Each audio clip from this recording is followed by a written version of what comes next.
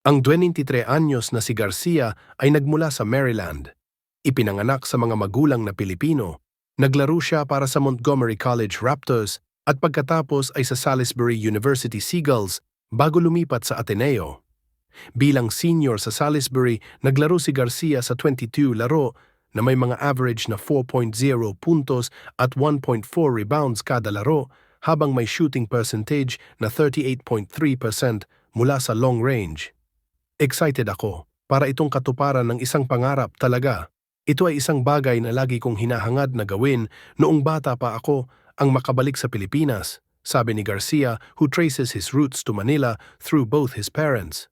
Palagi kong sinasabi sa lahat ng aking mga kaibigan na ito ay isang bagay na gusto kong gawin. Kaya't ito ay isang katuparan ng pangarap, masaya ako. Hindi ako makapaghintay na magsimula. Hindi ako makapaghintay na matupad ang lahat ng mga inaasahan at malampasan pa ito, dagdag niya.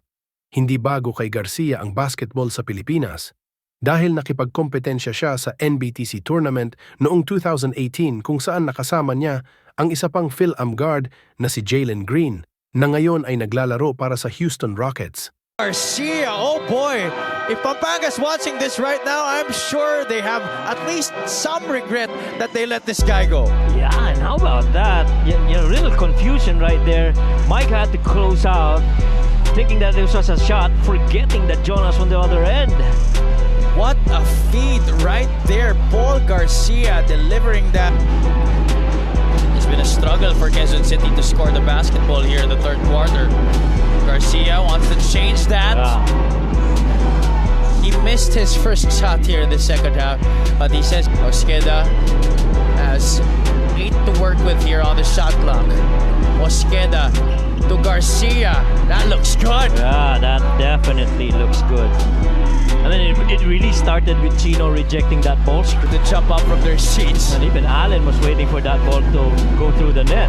Garcia clipped on the arm there by Hesin Gabo.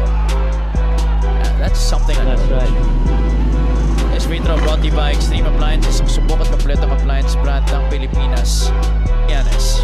Happy and Coach Mike, napansin ni Coach Gerson na mas agresibo talaga ang QC nung first half at dahil dito, he had to give up. He adds na it's actually Ralph Robin ang kanilang inspirasyon ng kanilang koponan na anyone from the team. Yambing to Ballesteros. Shot clock at 9. Garcia is back in the game. I was about to say JR Taganas has been playing incredible defense, Yeah. especially on those switches.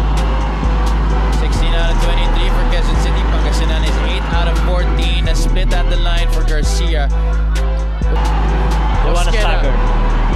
gets the screen from Ballesteros. Garcia with 4 on the shot clock. That's a difficult jumper. My God! Paul Garcia What a shot! knocking down perhaps one of the biggest shots of his career. Oh my!